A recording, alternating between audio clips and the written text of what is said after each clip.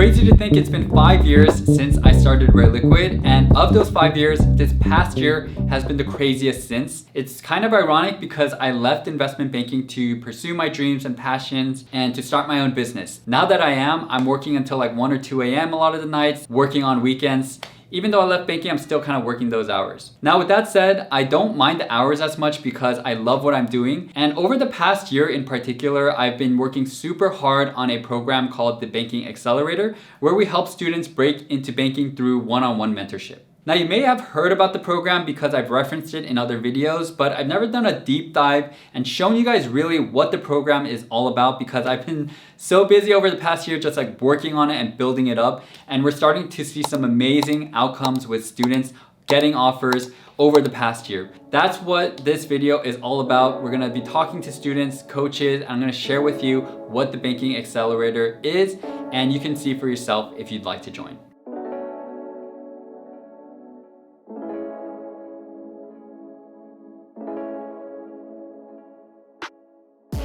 Alright, so we're about to go meet my former student Jay, who is currently working at an investment bank in Los Angeles. What I want to actually first talk about is a little bit why I started the Banking Accelerator. So when I think back to when I was in college and just my life in general, going into banking first to start off my career like really changed everything for me. More than just like how much you're making as a banker in your first year, just all the doors that it opens. Now I took a very unconventional path, as some of you guys may know, where I left banking to start my first business, which was like a clothing brand. But even after that, after closing down that first business, I think it still allowed me to get an MBA at Wharton. And if I wanted to, later on, I could have joined financial company. I was like for like an FP&A role or corporate development, go into private equity. I knew what options I had, and it really opened a lot of doors for me. And it just so happened that I decided to just instead focus on creating like content and this channel rareliquid, which I'm sure you know about since you're watching this video, or maybe you just came across it.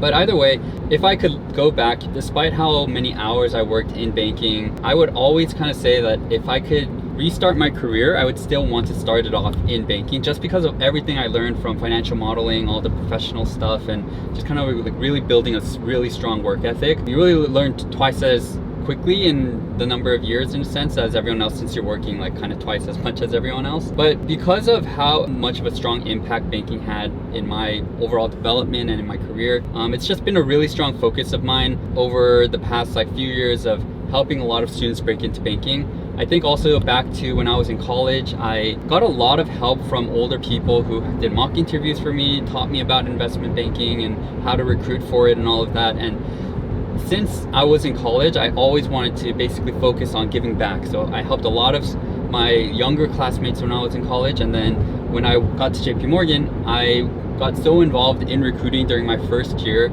as an analyst that I was chosen as a recruiting captain during my second year. And so I have always just really cared a lot about helping students break into banking. Like after I left banking, I was hired by a lot of different companies to actually help candidates break into banking. And so I'm going to be going over like what the Banking Accelerator, the whole program, is about, kind of like the end of this video, but just to kind of share with you guys like a few examples of like students we've helped. So Jay, for example, you'll hear about his experience in a little bit, but he was in a really tough spot where he graduated outside of the top 50 MBA programs, and then he was just finishing off like a full-time internship and was about to be unemployed for a little bit. So he needed to get a job ASAP, and so we helped him land his offer at a boutique bank in Los Angeles. And then another story that kind of like personally impacts me a lot is David, who came from a single parent household. And so he just kind of had, you know, not the easiest time growing up, went to a non-target school. And what we did with him was paired him with a coach who also went to a non-target school, and then eventually went to Goldman Sachs New York TMT group.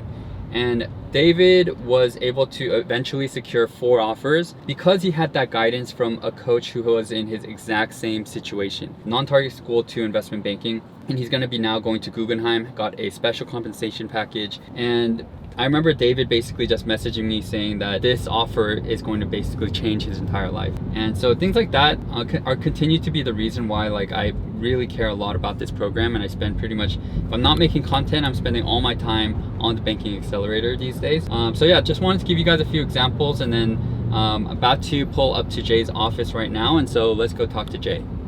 Hey guys, this is Jay, as I mentioned earlier in the car, and it's actually like really crazy to be here right now because this is the first time we're actually meeting in person, and it kind of also feels very full circle because we were just working together virtually over a period of a few months, and now we're actually in Jay's office where he works. And I actually also have been inside an office since I was back in banking, especially not like a bank office. So it's kind of, it brings back memories in a lot of ways. To start off, I wanted to just kind of allow Jay to kind of introduce himself a little bit. And also kind of like ask what kind of situation you were in before you joined the Banking Accelerator. Yeah, absolutely.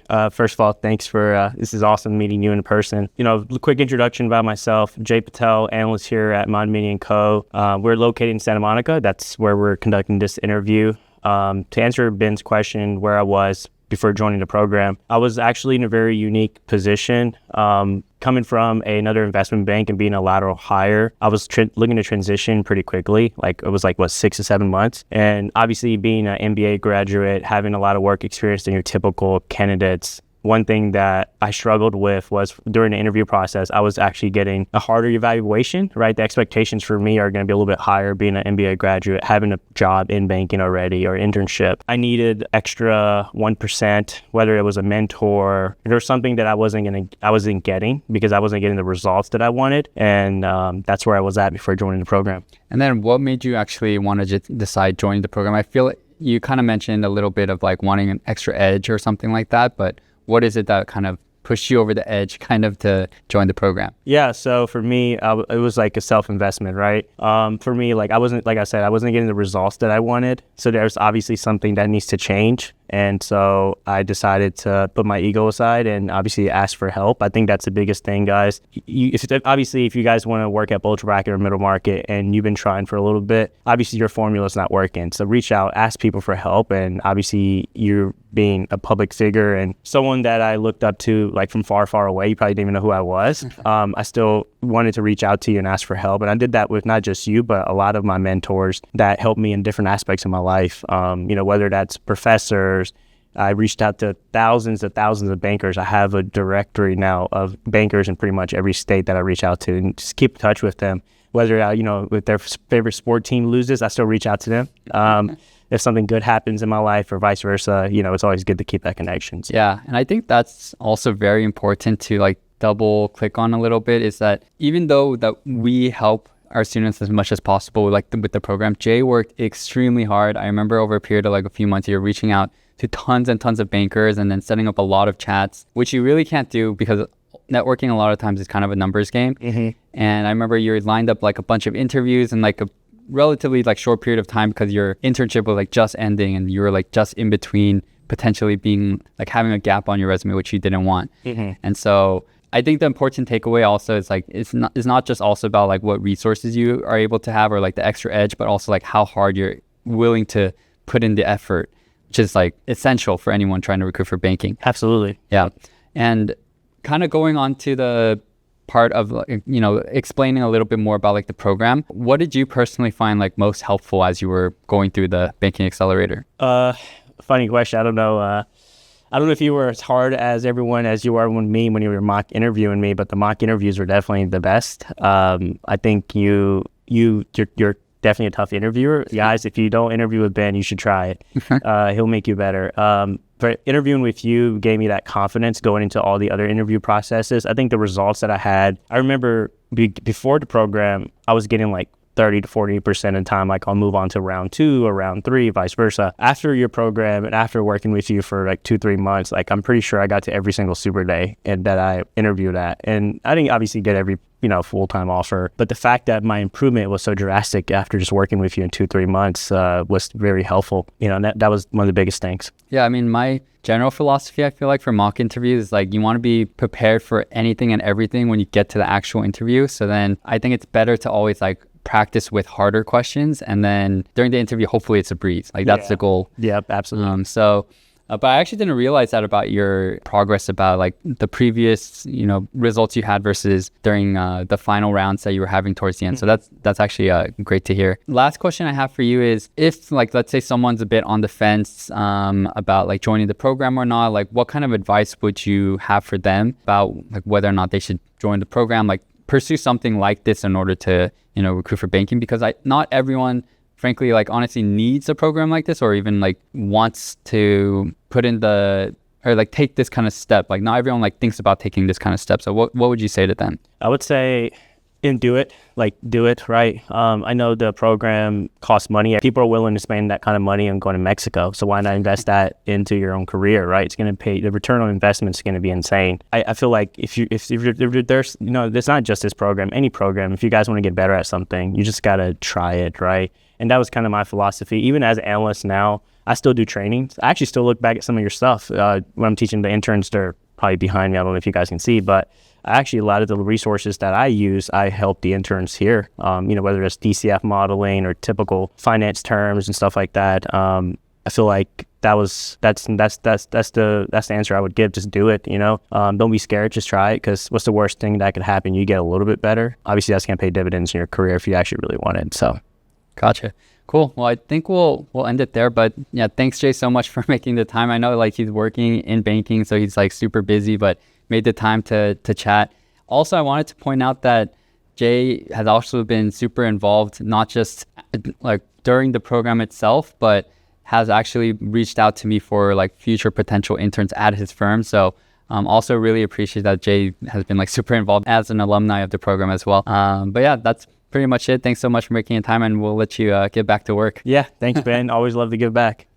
All right, so that was my chat with Jay, a former student in the program. And now I wanted to share you the perspective of two students who are currently in the program. And I have a real-time exciting update that I also want to share. You're going to first hear from Austin, and I recorded our chat when he was already in the middle of some interview processes, which you're going to hear about soon. And the real-time update is that he literally told me today in one of our group calls that we have each week that he got the offer for the interview process he was in, and he's coming from KPMG into investment banking, which is not an easy path, and he was able to do it. I'm super excited for him because it's an amazing outcome. The second student you're going to hear from is Jack, who's currently a freshman at a non-target school. So if you're going to a non-target and you're watching this video, then his perspective will be helpful. And hopefully in about a year or so after this video is published, he's going to have an offer as well. And now with that, I'll let you hear from both of them. I was looking at trying to jump into investment banking, and the whole process is a little intimidating just because maybe I'm coming from a little bit of a more unique background. Coming in as a lateral is I've heard is quite difficult, and so it kind of gives me a little bit more confidence to know that someone is there kind of walking me through that process and coaching me up. Yeah, Susan's great. She was in Goldman Sachs within their healthcare team and now works in private equity. Super, super smart. And what I will give her credit, one of the biggest things that she's able to kind of key on initially is my weak points immediately. She doesn't sugarcoat anything, which is great. She's able to articulate exactly what the weak points are. And it's been really helpful to work with her. And hopefully in the next couple of weeks, like I'm going to see the results of working with her there. I think there's two components I would say is one, the networking, just giving the tools to be able to reach out. Maybe the ways I was reaching out before were giving me a less of a success rate. After applying some of the things that you guys taught me, I definitely saw an uptick in the amount of responses I was getting back from people, which is great, which is starting the conversations, and it's leading to great conversations with banks and leading to an interview opening up here and there. And then the other side is the technical component. And I studied finance in college, so I understood them broadly.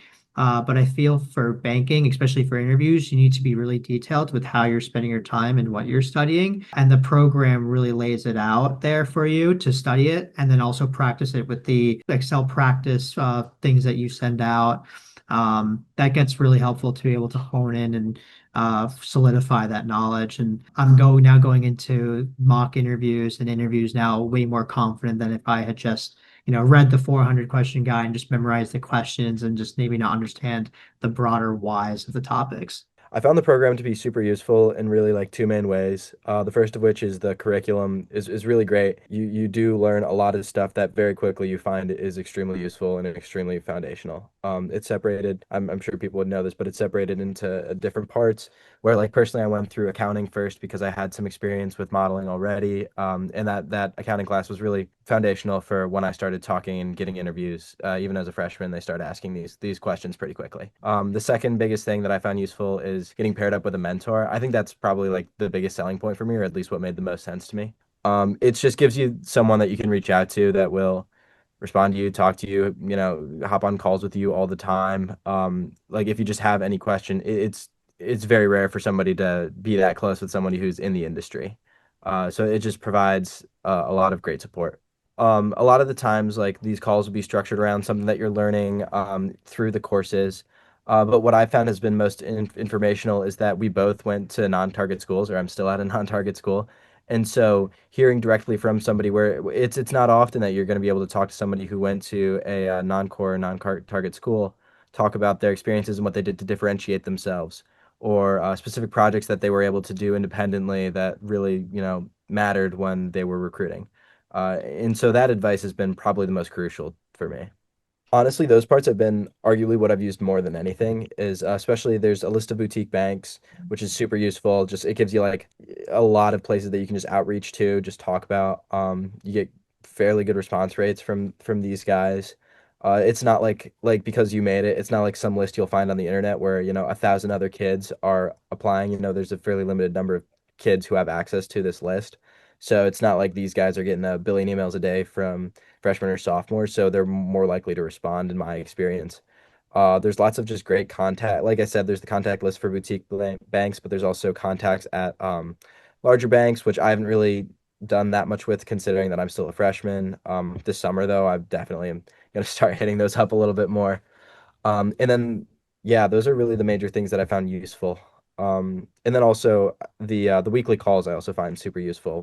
There's like weekly calls where you can hop on with people who they're either guests or you have some, you have office hours, and just ask all sorts of great questions. And what I find most valuable is listening to other people who are older than me ask their questions because it really gets you set up for like, it's really hard to get in the headspace of someone who's in recruiting until you start seeing them ask questions and start going through it.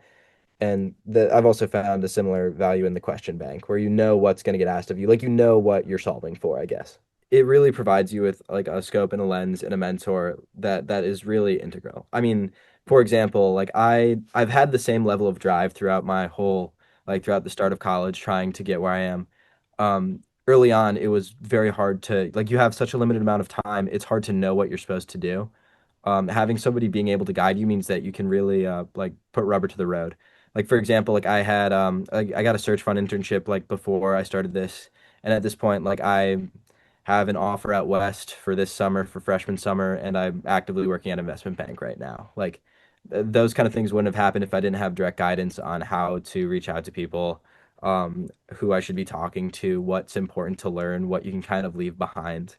And those are both things that you'll learn in the courses. They're things that you'll learn when you are at office hours, and especially they're things you'll learn when you're working with your mentors, who are usually like put in a very similar position to you. Like mine was chosen directly because of a lot of the similarities that we had, both personally and also like what I was interested in, the major banks that I was interested in, and the fact that we both went to non-target schools meant that it was just like a slam dunk match. All right, so at this point, you've heard from our students and you kind of get a sense for what the program's all about. But I wanted to give you more specific information about the Banking Accelerator. And I think one thing that I really cared a lot about when building out this program is that when you think about banking recruiting, it's one of the toughest processes in the world for any kind of job. And it's very overwhelming. So I wanted to really simplify things into something that makes a lot of sense. And so for the Banking Accelerator, we have something called a recruiting formula. And it's just 3 steps that simplify everything, that really give you a competitive edge when you're recruiting. And let me go into each of those. So the first one is your coach. So just as how every single elite athlete, Michael Jordan, Kobe Bryant, Tom Brady, they all have coaches because yes, you need it for just overall to play the sport, but also you need people who are like conditioning coaches. You need different types of people who are experts at what they do to help you and guide you throughout whatever process you're going through, right? And so what we do is have a coach that matches your exact situation / background and goals. So if you're coming from a non-target school, we'll pair you with a coach who comes from a non-target background. Or if you want healthcare banking or tech banking, then we'll pair you with a coach who has worked at Goldman, TMT, or JP Morgan Healthcare, and etc. And with your coach, you get 16 one-on-one calls. And this is a way for them to keep you accountable, for them to teach you everything that you need to know for recruiting prep, which is part 2 of the formula, which I like to call the 5 pillars. So I'll walk you through this, but essentially the 5 pillars are what you need to go from ground zero to being ready for your super day and to get an offer. So going through each of the pillars, the first one is your recruiting foundation. So this is really where you learn a lot about investment banking, your recruiting timelines, because there are very specific windows that provide the most optimal opportunities for you to actually recruit. So that's really like building out your foundation. Second is what I like to call your recruiting arsenal. And this is basically your weapons for recruiting, which are your LinkedIn, your cover letter, and your resume. Because the better these weapons are, the more likely bankers are going to respond to you for networking requests and then also give you first round interviews. And then third is networking. Networking is really one of the biggest shortcuts to getting an offer. It's how I got my offer, honestly. At least 50% of why I got my offer is because of good networking for JP Morgan. And most of the time, candidates think, oh, like networking doesn't work well, like it's not really worth it. I know people who've gotten into banking without it, but those are really, really the small minority. If you want to, basically almost all of the strongest candidates I know who got the top offers, got multiple offers, they networked super, super hard. They sent out emails correctly in the right way that provides double-digit response rates instead of sending out hundreds and getting 0. And then also once you actually finally get a banker in front of you, you need to know how to actually have a good, meaningful conversation. So they walk back to their cubicle and say, oh, we really need to hire this guy or girl. So that's number 3. And then number 4 is behaviorals. And I think the biggest misconception that most candidates have is that at the end of the 30-minute interview is when the banker makes their decision of whether or not you should go to the super day or get your offer. But it's actually within the first 2 minutes. So if you have a great, tell me about yourself, then that'll set a great first impression for the interviewer or banker, and they're going to want to root for you. Versus if I was on the phone and with a candidate who had a very, very boring, not great, tell me about yourself and other behaviorals, I would immediately think to myself, I'm working 80, 100 hours a week. This is supposed to be a 30-minute interview, but I'm going to try to cut it short to like 15, 20 minutes because I don't think it's going to be worth my time. So behaviorals are super, super important. And then we have technicals, which I think when you're first starting with recruiting, technicals is one of the most intimidating portions because there's so much ground to cover. And I think the best way to learn is not just from the PDF guides that everyone else is learning, because bankers are going to ask you questions that are not in those guides, but to actually learn through video content. So that's what I've created just for this program. You'll learn about accounting, equity, enterprise value, DCFs, LBOs, accretion dilution. You'll learn all of it through a very carefully curated video course that I've created, where you'll also be actually building building models for each of those technical concepts. Instead of just learning based on the words you read on a PDF, you'll build models as you learn the concepts. A lot of our students have said this has been one of the best ways, or most important parts of the program in general, because it really allowed them to learn the technicals well. And then last part of the formula is our community. So in general, I think the big struggle when you're recruiting is that you feel isolated a lot of the time. So you'll be late into a Friday night learning technicals, you'll be getting rejections by yourself.